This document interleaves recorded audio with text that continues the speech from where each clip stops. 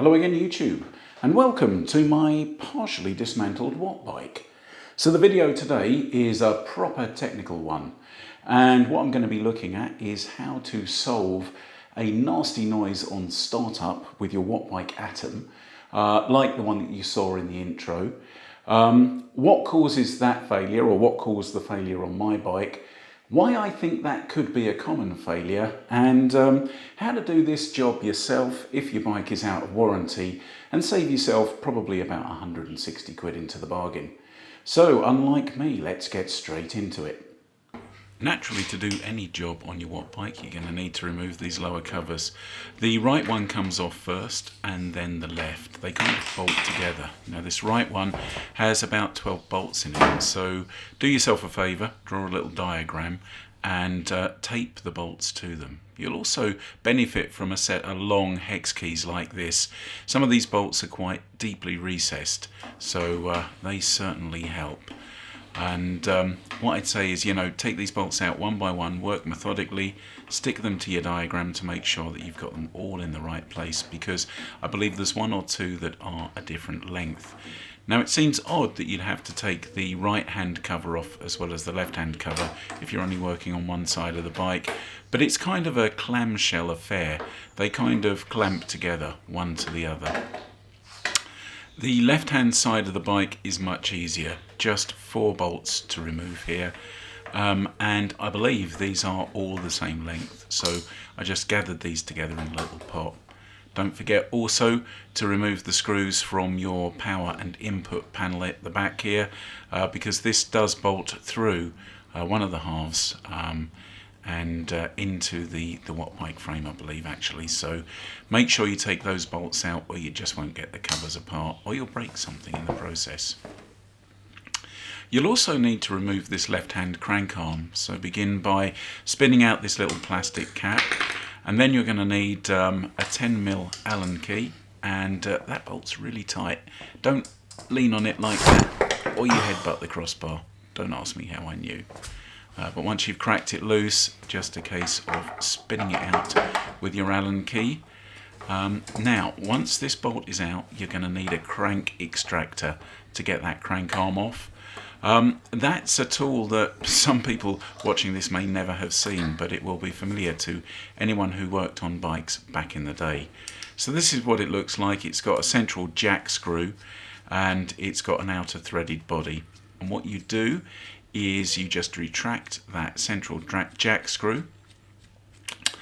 In a second, I'm just going to screw that lightly into the threads left by the removal of the cap, and then I'm going to take my Allen key and just keep winding that bolt in.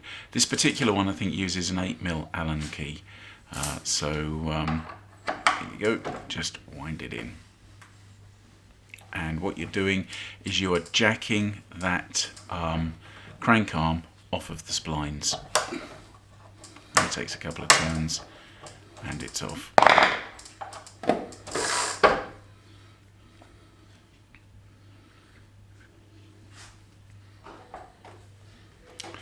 Getting the covers off is a little bit of a fiddle. Now, if I'm honest, it would have probably been easier to swing the whole bike forward, kind of resting on its handlebars, and take these out from the bottom. But I lack that foresight, so I just struggled. And they are, to be fair, they're quite pliable, so they will slip out through the side here, just with a little bit of jiggery pokery. And then with this left one off, there you go, off at the front. You're now into the guts of it, so this is the rather disappointing contents of a Wattbike. I did think that the PCB would be rather larger than that. So the problem here is this limit switch. As you can see, what that's there for is to stop the resistance unit when it comes up against it. So basically, let me wind that back down. Sorry for getting my hand in the way.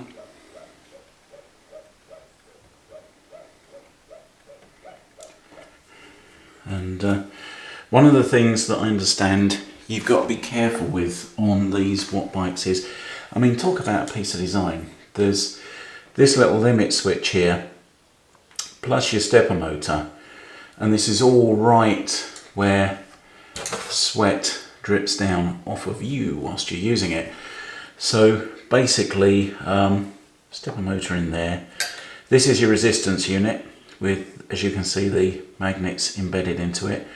And I imagine, or I believe it is the resistance the magnets create against this wheel as they move up and down that gives you your varying resistance. When you turn your Wattbike on, you hear it buzz and then reset itself to 0. So let me wind this all the way in as if it's gone gear 22. There's a spaniel in the way.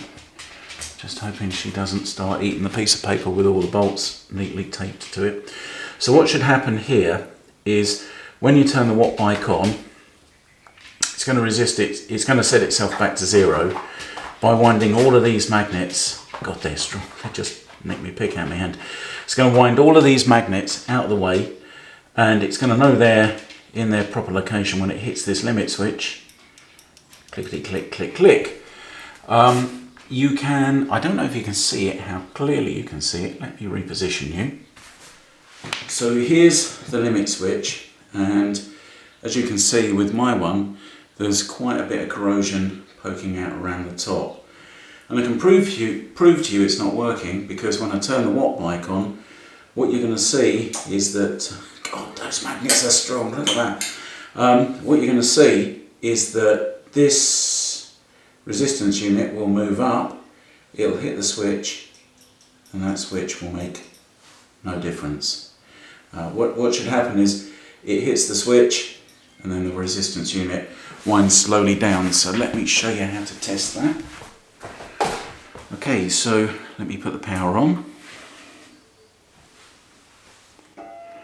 Winding up, winding up, winding up, winding up. Hits the limit switch, keeps going. Turn it off. So there you go, that's the problem diagnosed.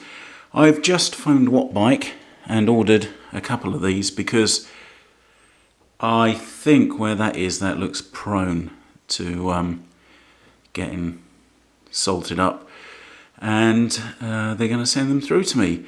So on the face of it, Wattbike customer service seems really good because they've got a facility on their website where you can send them a video with a noise on your Wattbike, and they'll be able to come back and tell you what it is. In my experience, they generally just come back and go, sounds like it needs a service, that'll be £165 please. So it kind of negates any point in sending them a video, because you know their standard response is just going to be, I think it needs a service, that'll be £165 please. Now it is, for a bike that's out of warranty, I would say it's worth having a go yourself. Ultimately, it's just nuts and bolts. From what I've seen, most of the parts are still available to you as a consumer from Wattbike. That's certainly the case with the part that failed on this. And even though I've had a little bit of a hiccup with their customer service getting the part that I needed for this bike, generally speaking, their customer service is pretty good. So to remove the switch, the first thing you're going to need to do is unplug it. It's just into one of these cheap little 12-volt connectors here. You find these on a lot of fitness equipment. I thought this had a locking tab, but it doesn't. You literally just squeeze the ears on the top part and pull it out. Clip all your cable ties, and then the switch is free and ready to be unscrewed. Just be careful you don't cut any of the other cables as you're cutting through these cable ties, because they're all over the place. The switch itself is held on with just two 2mm Allen-headed bolts, so just take those out. As I just mentioned, I did order a replacement switch from Wattbike, but in all honesty, they've been kind of so blowing hot and cold about whether they've got it, whether they haven't got it, or whether there's an alternative, that I just decided to make my own, basically. At the end of the day, this is just a micro switch, and it's got quite an industry standard body size and shape on it, so even the bolt holes aren't hard to match up. But interestingly, as you can see, as I'm taking these screws out, you can already see the corrosion coming out from the inside of the switch, which is nice. So given that Wattbike is out of stock on this original equipment micro switch, they have said that there is an alternative they'll provide me with. But based on what I've seen of their customer service to now on this issue, I wouldn't like to hazard a guess at when I'm going to get that. So what I've done is I've gone out to RS Components and I've ordered a replacement. So as you can see, let me take you in.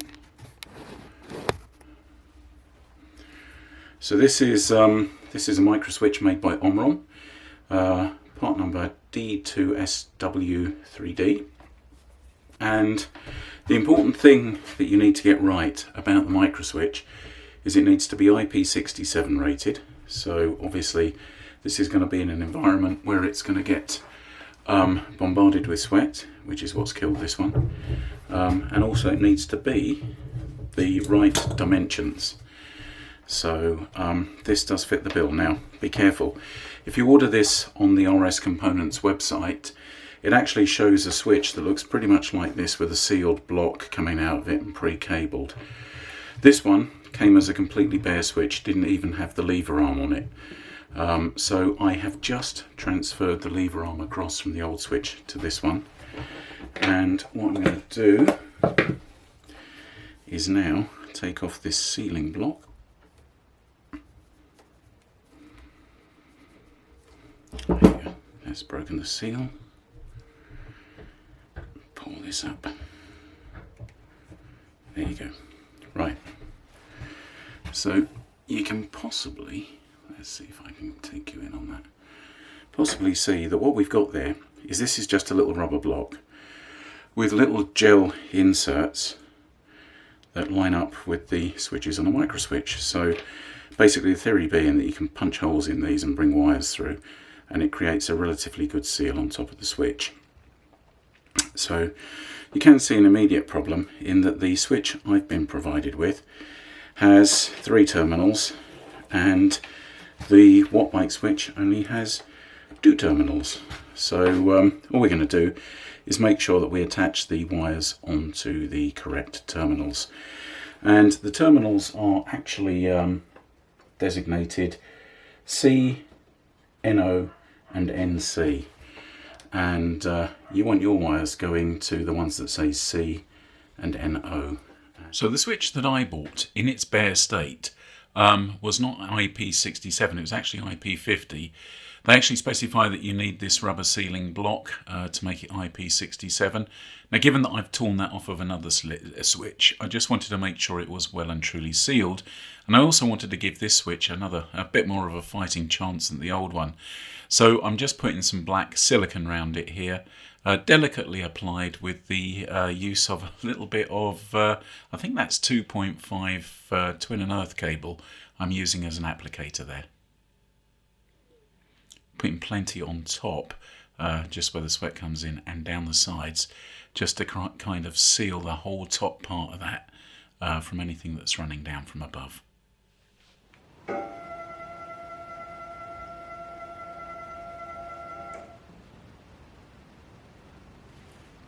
That looks like a fix to me. So with your switch fitted, you're now into the home straight of fitting the covers. So as I say, these covers bolt to each other, but you want to put the left hand on first. And what I'm doing there is making sure that I get the screw into the first hard point. So that's basically a screw point that goes into the frame of the bike. That gives you a little bit of flexibility to line up the back there and fiddle that little seal into place. This next screw that goes in at the top here is also into the frame, and with these screws I'm just putting a little bit of grease onto them just to help prevent any further corrosion, because you've got an aluminium frame there and these look like stainless steel screws. With the left hand cover on, you just literally fiddle the right hand one into place and bolt it to the left cover. Now you're onto refitting your crank arm, so literally just line it up with the spindles. Make sure it's at 180 degrees to the other crank, obviously. Just thread your bolt in lightly, and then the torque specification on this is FT, which is fully tight. And as you can see, as I'm winding that bolt in, it's actually drawing the crank arm down onto the splines. There you go, fully tight. Last job is to just slip this little red cap back in, take your pick or whatever, and spin it into place. More fiddly than it actually looks, this. And to be fair, the whole refitting of the covers was probably the most infuriating part of the whole job. So there you have it. Not a particularly difficult job, a fiddly job, and I must admit, I would have willingly paid 165 quid for somebody to put the covers back on for me after I'd done the job. Equally, don't despair if you take your bike apart and find that the part that you need is not available from Wattbike.